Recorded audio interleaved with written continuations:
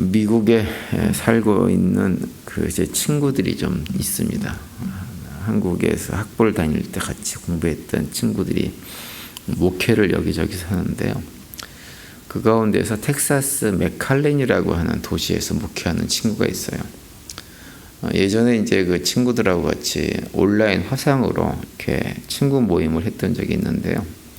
그 텍사스 맥칼렌에 살고 있는 그 친구가 자기 동네를 소개해 주었습니다. 혹시 맥칼렌이라고 하는 도시를 가보신 적이 있으세요? 거기가 어디에 있냐면 그 멕시코하고 텍사스 국경에 위치한 도시입니다. 저기 남쪽, 거의 텍사스 제일 남쪽이죠. 이제 그러다 보니까 그 도시는 국경에서 일어날 수 있는 여러 가지 위험한 일들이 많이 일어나는 곳이라고 합니다. 특별히 이제 그 미국으로 불법으로 유입되어지는 불법 이민자들도 꽤 많고, 마약 거래도 굉장히 많이 일어나는 곳이고요. 심지어는 인신매매도 일어나는 곳이 그곳이라고 합니다. 대낮에도 갱단들에 의해 가지고 여러 가지 위협을 많이 받는 도시이기도 하다고요. 그래서 예전에는 이제 그 도시 근처에 LG 공장이 있었는데, 그 LG에서 근무하시는 분들이 출퇴근하다가 그 강도들을 만나가지고 돈도 뺏기고 차도 뺏기고 이런 일들이 덜어 일어났다고 합니다. 제 친구가 이제 자기 동네 얘기를 쭉 해주면서 어떤 얘기를 하냐면, 그곳은 미국에서 막장 같은 곳이다. 저희들한테 그렇게 소개를 했어요. 그리고 예전에 한국에서 이제 탄광을 갖다가 뭐라 그랬나요? 인생 막장이다. 이렇게 많이 얘기를 했잖아요. 그래서 살면서 이것저것 하다가 할 것도 없고 할 수 있는 것도 없는 사람들이 모이는 곳이 이제 탄광 막장이다. 이렇게 표현을 많이 했는데, 제 친구는 맥칼렌이라는 도시 그 자체가 미국에서 이것저것 해보다가 안 돼서 실패를 경험한 사람들이 마지막에 오는 곳이 거기다. 이런 얘기를 소개를 했어요. 한인 인구가 이제 그렇게 모인 사람들이 한 150명쯤 된다고 그러더라고요. 그런데 그곳에 교회가 무려 5개가 있대요. 5개가 있는데 한 교회에서 다 싸워가지고 갈라져서 생긴 교회가 5개가 있다고 합니다. 제 친구가 그 지역에 있는 교회에 부임할 때도 그 교회가 또 이렇게 싸움이 일어나가지고 갈라진 직후에 부임을 했다고 얘기를 하더라고요. 그러면서 이제 자기가 거기 부임한 이후에 이런저런 경험했던 어려운 일들을 쭉 이렇게 설명을 이렇게 해줬어요. 우리 친구들이 그 친구 얘기를 들으면서 든 생각은 뭐냐면, 특별히 제가 이제 어떤 생각을 했냐면, 우리 인간이란 존재들은 막장까지 가서도 참 변하지 않는구나라는 그런 생각이 좀 들었습니다. 살면서 이런저런 실패를 경험을 했으면, 겪어봤으면 좀 깨달아 알 것도 같은데, 그런 걸 다 경험을 하고 나서도 결국은 깨닫지 못하고 자기가 시퍼렇게 살아있는 거예요. 그래서 아무것도 아닌 일로 싸우고 또 싸우고 갈라지고 하는 일들을 계속합니다. 제가 보면서도 우리 인간의 존재는 참 끝까지 회개할 줄을 모르는구나. 그래서 똑같은 일을 또 반복하는구나. 다른 데서 실패했는데 여기서는 괜찮겠지 그러면서 또 똑같이 하는 거예요. 마지막을 경험했으면 이제 바뀌어야 되는데 바뀌지를 않고 끝까지 막장에 가서도 버릇을 버리지를 못합니다. 그러다 보니까는 이제 한인들 몇 명 살지도 않는 동네에 가서까지도 또 내 생각이 옳다, 내가 잘났다 그러면서 싸우고 시기하고 질투하고 그러느라고 세월을 낭비하며 사는 거예요. 그러다 보니까는 삶이 지옥입니다. 그 친구가 그런 얘기를 하더라고요. 여기 사는 사람들 사는 게 아니다. 그런 얘기를 해요. 그래서 그 얘기를 들으면서 참 안타까웠습니다. 오늘 우리가 읽은 본문에 보시면 그런 우리 인간들의 모습을 다시 한번 적나하게 또 보여주는 내용입니다. 하나님의 뜻 저버리고 탐욕 가운데 살다가 같은 동족끼리 서로 물어뜯는 삶을 살았던 사람들이 남북 왕국 백성들입니다. 그러다 결국은 북왕국은 멸망을 당하고 남왕국도 이제 바벨론에 의해서 반복해서 침략을 당하고, 그러면서 하나님의 징계의 몽둥이로 맞고 심판받고 그 가운데 여러 가지 고통 가운데 빠져 있는데 여전히 변화가 없는 거예요. 11절과 13절 보면 이렇게 시작을 하죠. 나 여호와가 말하노라. 내 상처는 고칠 수 없고 내 창상은 중하도다. 내 송사를 변호할 자가 없고 내 상처를 삶을 약도 없도다. 이렇게 말씀합니다. 여기서 보면 상처를 고칠 수도 없고 또 변호해 줄 사람도 없고 치료약도 없다라고 하는 표현들은 다 뭐냐 하면 그들의 상태가, 당시 상태가 어떠한 상태였는지, 얼마나 비참한 상태였는지를 그대로 잘 보여주는 거죠. 그러면서 이제 그렇게 된 이유에 대해서 14절 후반부에 이렇게 선포합니다.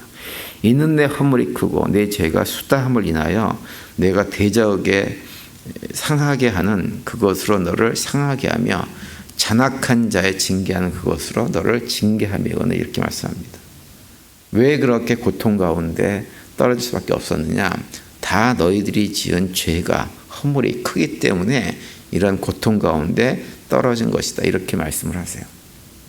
근데 하나님께서 이 정도로 말씀을 하시고 계속 선포를 하시면 하나님의 그 말씀을 좀 두려워하고 회개하고 돌이키는 것이 지극히 정상입니다. 그런데 오늘 말씀에 보면 그런 상황 속에서도 남하고 유다 백성들이 회개하기보다는 오히려 하나님께 불평하고 원망했습니다. 15절에 보시면 이렇게 기록하고 있어요.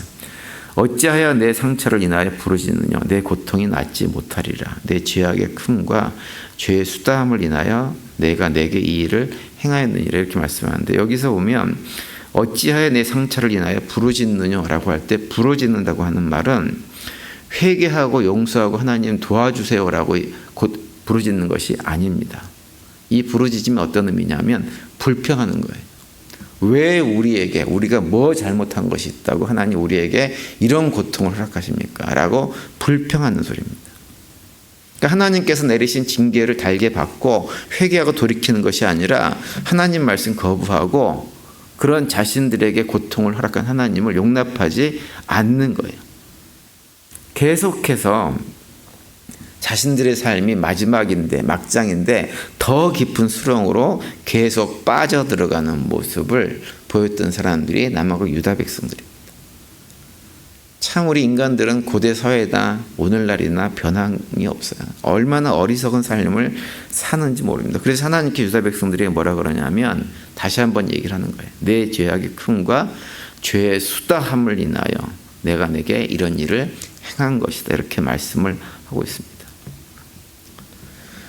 그런데 이제 놀라운 건 뭐냐 하면 그렇게 계속해서 막장으로 들어가면서 돌이키지 못하고 회개하지 못하는 삶을 사는 유다 백성들을 향해서 그들이 그런 태도를 취하는 것과 전혀 상관없이 하나님은 어떤 계획을 또다시 말씀하시냐면 내가 너희들을 회복할 것이다 라고 말씀을 또 하고 있어요. 제가 자주 말씀드리지만 하나님은 자기 백성들을 징계하셔도 그 징계로 망하게 놔두시는 분은 결코 아닙니다. 그래서 오늘 보면 16절부터 22절까지는 하나님께서 이스라엘과 유다 백성들을 어떻게 회복시켜 주실 것인지 구체적으로 설명을 쭉 하고 있어요. 16절에 보시면 먼저 하나님께서 유다 백성들을 침략하고 있는 민족들을 어떻게 심판하실지를 말씀을 하고 있죠. 그러면서 19절에 가면 이렇게 말씀합니다. 감사하는 소리와 즐거워하는 자의 목소리가 그 중에서 나오리라. 내가 그들을 번성케 하리니 쇠잔치 아니하겠고 내가 그들을 영화롭게 하리니 비천하지 아니하겠음이라고 말씀하세요. 하나님이 비록 그들을 죄악으로 인해서 고통 가운데 이렇게 빠지게 하시긴 하셨지만 그럼에도 불구하고 유다 백성들이 온전히 회복되어져서 기쁨으로 노래를 부르게 되는 날이 반드시 오게 될 것이라고 선포합니다. 그러면서 22절에 말씀합니다. 너희는 나의 백성이 되고 나는 너희의 하나님이 될 것이라 이렇게 말씀을 하고 있어요. 그러니까 하나님의 궁극적인 계획은 무엇이냐? 그들을 다시 하나님 백성으로 회복시켜 주는 거예요. 우리가 인생을 살다 보면 막장 같은 자리로 떨어질 수 있습니다. 꼭 경제적인 문제뿐만 아니라 신앙적인 측면에서도 그렇고 또는 건강상의 문제가 그렇게 될 수도 있어요. 또 어떤 경우는 사람들과의 관계가 이 사람하고는 이제 더 이상 끝났다, 더 이상 회복 가능성이 없다라고 생각되어지는 경우도 있고 사람들과의 관계가 또 다 끊어져 가지고 아무도 나를 찾아와 주지 않고 관심 가져주지 않고 변호해 주지도 않는 오롯이 혼자 모든 것을 감당해야 될 것 같은 그런 상황 속에 빠져서 아무런 길이 보이지 않는 그런 상황을 인생을 살다 보면 경험할 수가 있습니다. 그럴 때 우리가 해야 될 것은 무엇이냐? 그런 막장에서 우리를 건져주시는 하나님을 바라보는 거예요. 하나님에게 우리의 시선을 돌리는 것입니다. 만약에 하나님께서 우리에게 그런 막장을 허락하셨다면 그 이유는 무엇이냐면 우리들로 하여금 잘못된 우리의 삶의 태도와 가치관과 습관과 이런 것들을 온전히 치료하고 회복하셔서 우리를 강건한 하나님 백성으로 세우기 위해서 허락하신 것이기 때문에 막장에서 하나님을 바라볼 때 우리는 사는 길이 열리는 것입니다.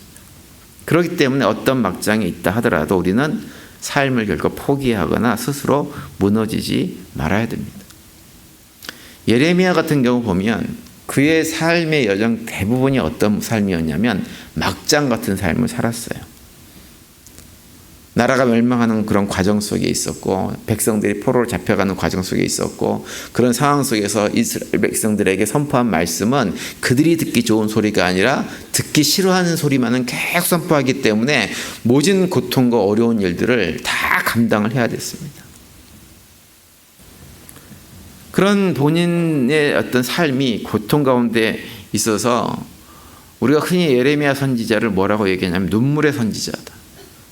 사역을 하면서 계속해서 눈물 흘리고 고통 가운데 하나님께 탄식하고 그런 것들을 했던 사람이 예레미야입니다. 그런데 비록 본인의 삶이 그렇게 막장 같은 삶을 살았지만 예레미야는 끝까지 하나님을 바라보는 것은 멈추지 않았던 사람이에요. 그리고 확신했어요. 우리가 받아야 될 이 모든 징계 시간들이 끝나면 반드시 하나님께서 우리를 다시 구원하시고 회복시켜 줄 것이다 라고 하는 그 소망을 잃지 않았던 사람이 바로 예레미야입니다. 제가 보기에 우리 성도님들 가운데서는 막장이라고 표현하는 그런 인생을 사시는 분들은 안 계신 것 같아요. 안 계시죠? 그런데 우리가 삶의 일부분을 보면 어떤 측면을 보면 사실은 누구나 다 막장 같은 느낌을 갖는 부분들이 누구에게나 있습니다. 어떤 측면이 모든 것이 끝나가지고 더 이상 소망을 가지기 힘들어 보이는 그런 상황 속에 놓여 있는 경우가 있을 수 있어요.